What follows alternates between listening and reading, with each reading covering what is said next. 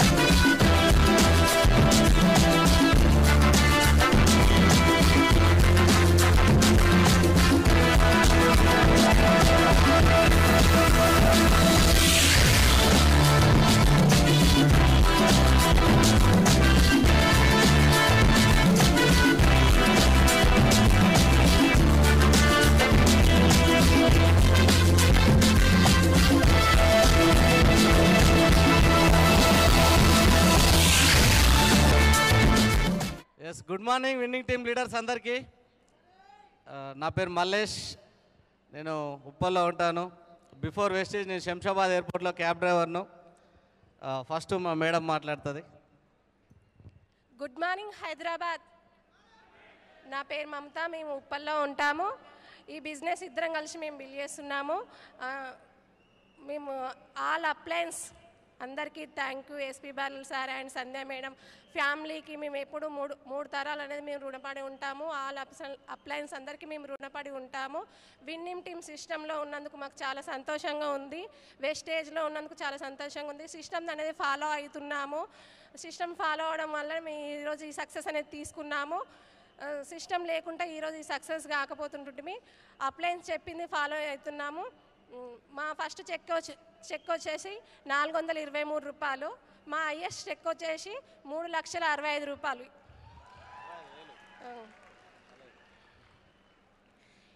చాలా సంతోషంగా ఉంది. మేము ఇంతవరకు ఇప్పుడు ఈ స్థాయిలో ఉన్నామంటే Srinivas sir and Sapna madam వాళ్ళు చెప్పింది ఫాలో అవుకుంటూ ఇక్కడ దాకా వచ్చినాము.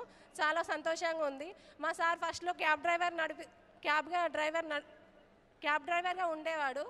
అప్పుడు గోల్డ్ అనేది అసలు ఎప్పుడు ఉండేది కాదు నా మీద. అసలు తులం ఉంటే ఎప్పుడు గోల్డ్ షాప్లో కుదవడం అలా ఉంటుండేది. కానీ ఈ బిజినెస్లోకి వచ్చినాక మేము గోల్డ్ అనేది కొంచెం తీసుకున్నాము.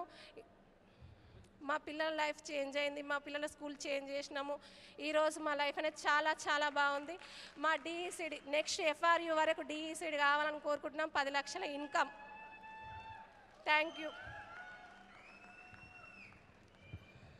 Yes, good morning. Good morning all winning team leaders అందరికీ.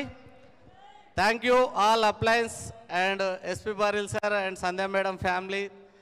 Thank you. నేను ఎప్పుడు విన్నింగ్ టీంకు రుణపడి ఉంటాను నేను. ఎందుకంటే బయట సమాజం వేరు, బయట ఎదగడానికి ఎవరు మనకు హెల్ప్ చేయరు. కానీ ఇక్కడ ప్రతి ఒక్కరు ఎదగడానికి మనకు విన్నింగ్ టీం ఉంది.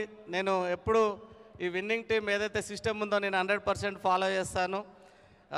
Thank you. ఫస్ట్ నాకు ఈ అవకాశం ఇచ్చిన ఆల్ అప్లయన్స్ అందరికీ నేను నా జీవితాంతం రుణపడి ఉంటాను. నా పిల్లలు 3 తరాలు రుణపడి ఉంటాయి. నా పేరు వచ్చేసి మల్లేష్. నేను ఉప్పల్లో ఉండేది. నేను ఏదైతే బిఫోర్ వెస్టేజ్ నేను శంషాబాద్ ఎయిర్పోర్ట్లో క్యాబ్ నడిపిస్తుండే. మన శ్రీనివాస్ సార్, సలీం సార్, మేమంతా ఒక దగ్గరనే క్యాబ్ నడిపించినాం. నాకు శ్రీనివాస్ సార్ నాకు ఈ అవకాశం 2018లో చెప్పినప్పుడు నేను వినలేదు. అప్పుడు ఏదైతే నేను క్యాబ్ డ్రైవింగ్ వదిలేసిన తర్వాత రియల్ ఎస్టేట్ స్టార్ట్ చేసినప్పుడు చాలా బాగుండే. ఒక 4-5 సంవత్సరాలు మంచిగా నడిచింది.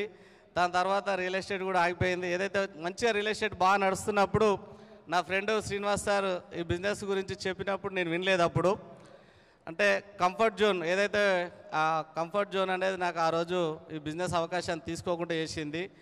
కానీ ఈరోజు ఏదైతే మన ఎస్పి పారిల్ సార్ ఒక స్టోరీ చెప్పిండు కదా, మున్నా పప్పు స్టోరీ చెప్పిండు కదా, ఏదైతే నేను మున్నా పప్పులాగా ఉండాలి, మున్నా వాళ్ళ పప్పలాగా అంటే మున్నా వాళ్ళ డాడీ లాగా ఉండాలని చెప్పేసి 2 years లేట్గా అయినా కూడా ఈ బిజినెస్ స్టార్ట్ చేసిన. లేదంటే డాడీ మళ్ళీ వాళ్ళేమో అట్లా ఉన్నారు, మనం ఎందుకు ఇట్లా ఉన్నామని చెప్పేసి మా పిల్లలు కూడా అడుగుతారని అనిపించింది.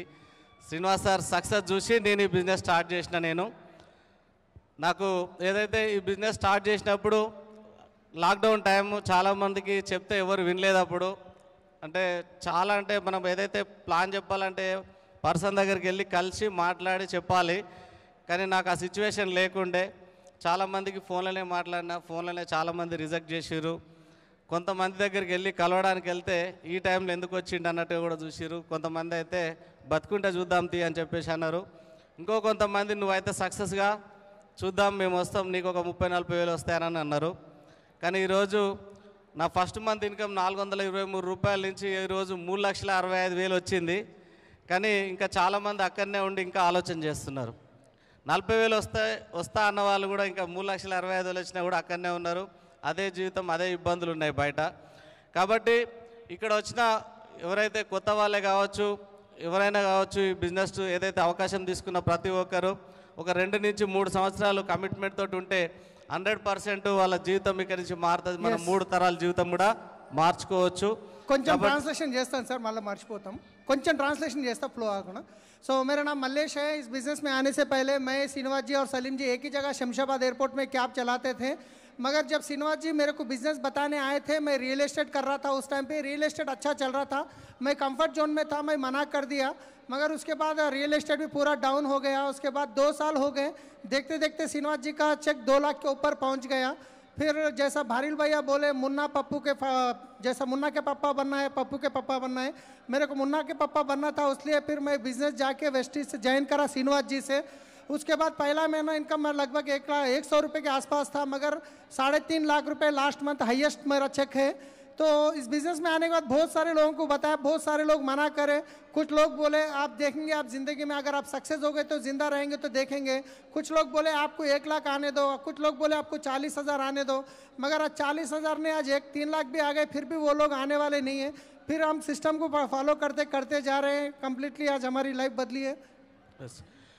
ఎస్ అయితే ఇంకొకటి ఏంటంటే, నేను ఏదైతే లాక్డౌన్ టైంలో బిజినెస్ స్టార్ట్ చేసినప్పుడు నాకు ఇల్లు కిరాయి కట్టడానికి 2 నెలలు ఇల్లు కిరాయి కట్టలేదు. 2 నెలలు ఇల్లు కిరాయి కట్టకుంటే మా ఓనర్ ఫోన్ చేసిండు, మళ్ళీ 2 months అవుతుంది కిరాయి కట్టలేదని చెప్పేసి. నాకు ఇల్లు కిరాయి కట్టడానికి కూడా డబ్బులు లేకుండా లాక్డౌన్ టైంలో ఎలాంటి ఇన్కమ్ సోర్స్ లేదు. ఏదైతే రియల్ ఎస్టేట్లో అమౌంట్ అంతా స్ట్రక్ అయిపోయి అక్కడనే ఉండే. నాకు చాలా ఇబ్బంది ఉన్నప్పుడు నా దగ్గర ఒక స్ప్లెండర్ బైక్ ఉంటే ఆ బైక్ను అమ్మేసి 2 నెలలు ఇల్లు కిరాయి కట్టిన, వెస్టీజ్లో సామాన్ తీసుకున్నా. ఆ రోజు సిచ్యువేషన్ చాలా ఘోరంగా ఉండే. ఇంకొకటి ఏంటంటే, నేను ఈ బిజినెస్లో ఏదైతే ప్లాన్ చెప్పడానికి వెళ్ళడానికి బైక్ లేకుంటే ఒక 30,000 అప్పు తీసుకొని స్కూటీ కొనుక్కున్నా. నేను 30,000 అప్పు తీసుకొని స్కూటీ కొన్నా. అది 24 నెలలు ఈఎంఐ చెప్పేసి అడ్వాన్స్ ఈఎంఐ తోటి 23 నెలలు. ఆ 23 నెలలు ఏదైతే స్కూటీ ఈఎంఐ అయిపోయేసరికి నాకు ఇక్కడ నుంచి బ్రిజా కార్ వచ్చింది. టీంలో 15 కార్లు ఆల్రెడీ టీంలో వచ్చినాయి. ఈరోజు 3,65,000 నెలకు ఇన్కమ్ సంపాదిస్తున్నా. ఒకప్పుడు 20 నుంచి 30,000 సంపాదించడానికి డే నైట్ రోడ్ల మీద కష్టపడుతుండే క్యాబ్ డ్రైవర్గా. కానీ ఈరోజు ఏదైతే నెలకు 3,65,000 అంటే చాలా హ్యాపీ ఉంది. ఇదంతా ఏదైతే వెస్టీజ్ విన్నింగ్ టీమ్ అప్లయన్స్ ఏదైతే వాళ్ళ బ్లెస్సింగ్స్ ఇవన్నీ. ఇంకొకటి ఏంటంటే నాకు బాగా నచ్చింది ఏంటంటే వెస్టీజ్లో ఒక నిమిషం ఆపండి, మళ్ళీ నేను చెప్పేస్తే ఇంత. సో लॉकडाउन में क्या हुआ था, हमारी एक्चुअली बिजनेस कम्प्लीटली डाउन में चले गया था. तो लगभग 2 महीने का किराया में नहीं बंधा था. पहली बार हमारे ओनर हमको बोले 2 महीने से आप किराया नहीं बांधे. उस टाइम पे मेरी 2 व्हीलर बाइक थी, तो 2 महीने का किराया बना और वेस्टीज का 100 PV का प्रोडक्ट लिया था. मगर उसके बाद मैं गाड़ी नहीं तो बिज़नेस बताने मुश्किल हो रही थी. तो 30,000 रुपये खर्चा लेके मैं एक होंडा एक्टिवा गाड़ी लिया था. और वो 23 मंथ्स का EMI होने से पहले मेरी ब्रीजा गाड़ी आ गई, 3.5 लाख के इनकम पे पहुंच गया. ఎస్ ఇప్పుడు చాలా టీంలో కూడా చాలా కార్లు వచ్చినాయి, 15 కార్లు వచ్చినాయి టీంలో.